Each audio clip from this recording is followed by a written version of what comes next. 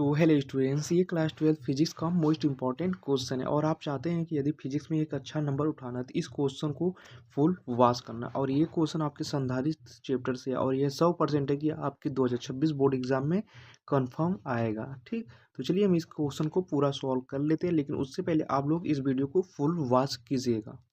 ठीक स्टूडेंट, इस क्वेश्चन से आपके 5 नंबर कंफर्म हो जाएंगे। इस क्वेश्चन से आपके 5 नंबर कंफर्म हो जाएंगे और 2026 बोर्ड एग्जाम में आपके 5 नंबर कंफर्म, तो 100% ये आपकी बोर्ड एग्जाम में आएगा। तो चलिए स्टूडेंट, हम क्वेश्चन को देख लेते हैं। ठीक है स्टूडेंट, तो हमारा क्वेश्चन क्या है स्टूडेंट? तो हमारा क्वेश्चन दिया है कि संधारित्र क्या होता है। संधारित्र क्या होता है? संधारित्र क्या होता है? ठीक, समांतर प्लेट संधारित्र की धारिता का व्यंजक व्युत्पन्न कीजिए। संधारित्र की प्लेटों के मध्य परावैद्युत पदार्थ प्रविष्ट करने पर उसकी धारिता पर क्या प्रभाव पड़ता है। ठीक है स्टूडेंट्स, ये वेरी वेरी इंपॉर्टेंट क्वेश्चन है आपके बोर्ड एग्जाम के हिसाब से। तो आप लोग इस क्वेश्चन को फुल वॉच कीजिएगा, वरना आपके 5 नंबर कटेंगे स्टूडेंट, क्योंकि ये वेरी वेरी इंपॉर्टेंट क्वेश्चन है और आप पिछले प्रीवियस ईयर सेट में देख सकते हैं और वेरी वेरी इंपॉर्टेंट क्वेश्चन है। ठीक, तो जो पहला क्वेश्चन इसमें हमें क्या है स्टूडेंट? तो संधारित्र क्या होता है? तो संधारित्र वह युक्ति है, संधारित्र वह युक्ति है जो विद्युत आवेश को संचित करने के काम आती है। यानी कि संधारित्र वह युक्ति है जो विद्युत आवेश को संचित करने के काम आती है। ठीक स्टूडेंट, बिल्कुल सिंपल शब्दों में स्टूडेंट, संधारित्र ये दो चालक प्लेटों से बना होता है। यानी कि ये चालक प्लेटों से बना होता है। ठीक स्टूडेंट, ये दो चालक प्लेटों से बना होता है। ये दो चालक प्लेटों से बना होता है स्टूडेंट। प्लेटों के बीच हवा या परावैद्युत होता है। यानी कि प्लेटों के बीच हवा या परावैद्युत होता है। उदाहरण के लिए हम कह सकते हैं कि कैमरा, फ्लैश, मोबाइल, इन्वर्टर हो सकते हैं इसके उदाहरण। ठीक है स्टूडेंट, तो यही आपका संधारित्र हो जाता है। ठीक स्टूडेंट्स, नेक्स्ट हमारा क्या है स्टूडेंट? तो नेक्स्ट हमारा है इसमें कि समांतर प्लेट। यानी कि यहाँ पर जैसे स्टूडेंट दिया है ना, यहाँ पर समांतर प्लेट संधारित्र की धारिता का व्यंजक हमें ज्ञात करना है। तो चलिए इसको भी हम ज्ञात कर लेते हैं। यहाँ पर हम देखें संधारित्र क्या होता है। ठीक, तो समांतर प्लेट संधारित्र स्टूडेंट, ये आपका क्या हो जाएगा? समांतर प्लेट संधारित्र। ये समांतर प्लेट आपका संधारित्र है। इसमें क्या होता है स्टूडेंट? इसमें दो बड़ी समतल प्लेटें होती हैं। यानी कि ये दो बड़ी समतल प्लेटें होती हैं, दो बड़ी समतल प्लेटें होती हैं। ठीक है स्टूडेंट, यानी कि दो बड़ी समतल प्लेटें ए और बी हो जाएंगी। स्टूडेंट्स, हम इसका क्षेत्रफल मान लेते हैं ए है और इसके बीच की दूरी आपका डी हो जाएगा। ठीक, और इसके बीच बीच हवा या निर्वात होता है। ठीक है स्टूडेंट, आप लोग इतना समझ में आ गया। अब स्टूडेंट, इसके बीच क्या होता है कि इसके बीच विद्युत क्षेत्र की तीव्रता, यानी कि विद्युत क्षेत्र की तीव्रता आपका क्या हो जाएगा? तो इसके बीच विद्युत क्षेत्र की तीव्रता आपका हो जाएगा स्टूडेंट, तो इसके बीच आपका विद्युत क्षेत्र की तीव्रता हो जाएगा E equal sigma upon epsilon not. ये इसके बीच विद्युत क्षेत्र की तीव्रता हो जाएगा स्टूडेंट। ठीक, इसके बीच विद्युत क्षेत्र की तीव्रता E equal sigma upon epsilon not. चूंकि स्टूडेंट्स सिग्मा बराबर क्या होता है आपका? तो सिग्मा बराबर होता है क्यू अपान ए।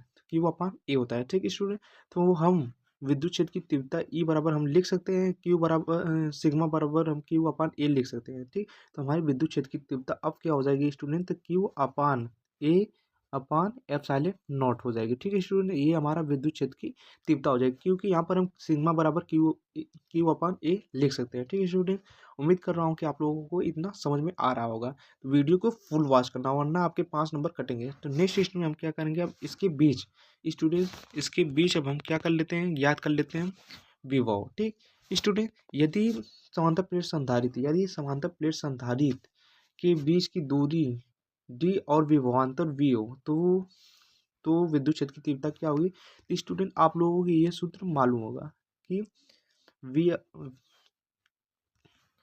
जब विद्युत क्षेत्र की तीव्रता वी अपान डी हो जाएगा, क्योंकि जब समांतर प्लेट संधारित्र के बीच की दूरी डी और विभवांतर वी हो, तो विद्युत क्षेत्र की तीव्रता वी अपान डी हो जाएगा। तो स्टूडेंट, हम वी बराबर लिख सकते हैं ई इंटू डी। यही यहाँ पर सूत्र यहाँ से निकल कर आया है। ठीक है स्टूडेंट्स, ये सूत्र यहाँ से निकल कर आया है। ठीक, ये वाला सूत्र जो है आपका, ये वाला सूत्र जो है आपका, ये यहीं से निकल कर आया है स्टूडेंट। ठीक, तो v बराबर है v equal E into D लिख सकते हैं। ठीक है स्टूडेंट, तो v इक्वल, यानी कि ई का मान हम पहले वहाँ पर निकाल चुके हैं, तो ई का मान हम निकाले थे विद्युत क्षेत्र की तीव्रता Q Q upon A epsilon not. तो और यहाँ पर डी है, तो हम ये लिख सकते हैं। ठीक है स्टूडेंट, क्योंकि हम वहाँ पर पहले ही ई का मान निकाल चुके थे। ई का मान हमारा क्या था स्टूडेंट? तो ई का मान हमारा था Q, Q upon A epsilon not. ठीक, यही सूत्र आपका था, यही सूत्र आपका था। तो इस सूत्र को हम यहाँ पर लिख सकते हैं ई के बराबर।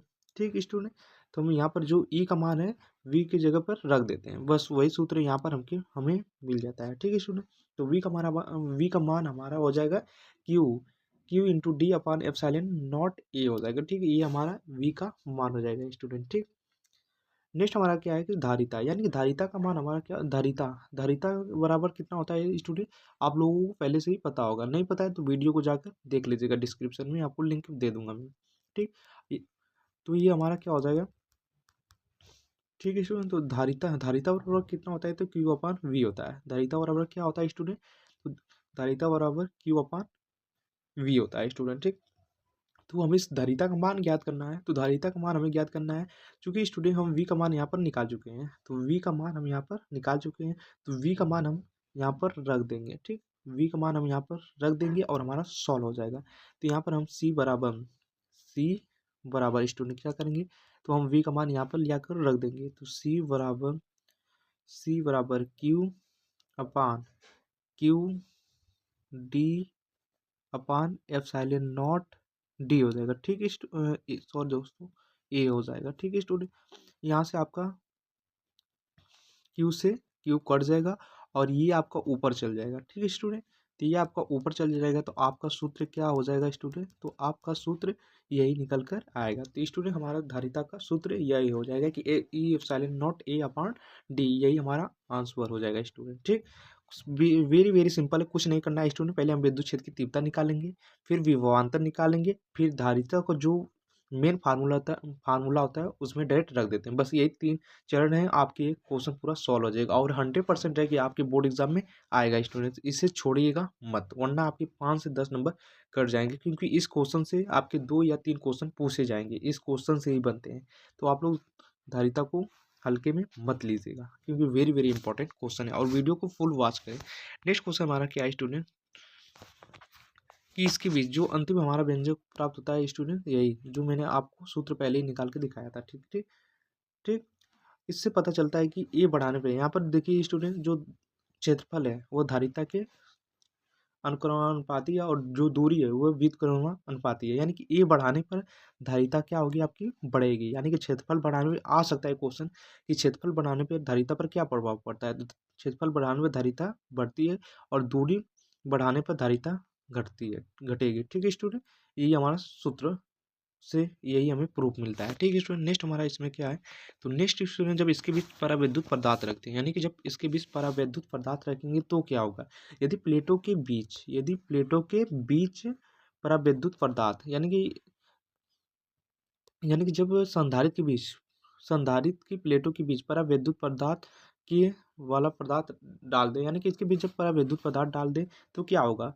तो वही हमारी धारिता तब क्या हो जाएगी स्टूडेंट? तो वही धारिता हमारी क्या हो जाएगी? तो हमारी धारिता हो जाएगी सी इक्वल के epsilon not a upon D, यानी कि उसमें से के हो जाएगा स्टूडेंट। तो यही हमारी धारिता का, जब उसमें परावैद्युत पदार्थ रख दिया जाएगा तब इसका फार्मूला ये हो जाएगा स्टूडेंट। और वेरी वेरी इंपॉर्टेंट है कि जब ये इसको हम वो विकल्प भी पूछ सकता है कि इसका सूत्र क्या हो जाए, जब जब परावैद्युत पदार्थ में, सॉरी स्टूडेंट, जब धारिता के बीच परावैद्युत पदार्थ रख दिया जाए, यानी कि समांतर प्लेटों के बीच जब परावैद्युत पदार्थ रख दिया जाए तो धारिता पर क्या प्रभाव पड़ता है या उसका सूत्र क्या होता है। ठीक, तो स्टूडेंट यही आपका सूत्र बन जाएगा। ठीक है स्टूडेंट, धारिता की गुना बढ़ जाती है, विद्युत क्षेत्र कम हो जाता है, सॉरी स्टूडेंट, धारिता ज़्यादा आवेश संचित कर सकती है। तो यही आपका फार्मूला हो जाएगा स्टूडेंट। ठीक, उम्मीद कर रहा हूँ कि आप लोगों को समझ में आ रहा होगा और आप चाहते हैं कि बोर्ड में एक अच्छा से अच्छा मार्क्स उठाने, तो चैनल को जल्दी से जल्दी लाइक कमेंट और सब्सक्राइब कर लो, क्योंकि ये इस चैनल पे आपके मोस्ट से मोस्ट इम्पॉर्टेंट क्वेश्चन मिलेंगे और आपके क्लास 12th के ऑल सब्जेक्ट के रहेंगे। ठीक है स्टूडेंट, चाहते हैं तो 100 में से 100 अच्छा नंबर उठाना चाहते हैं तो चैनल को लाइक कमेंट और सब्सक्राइब जरूर कर लें। मिलते हैं नेक्स्ट वीडियो में एक नए टॉपिक के साथ। Thank you so much.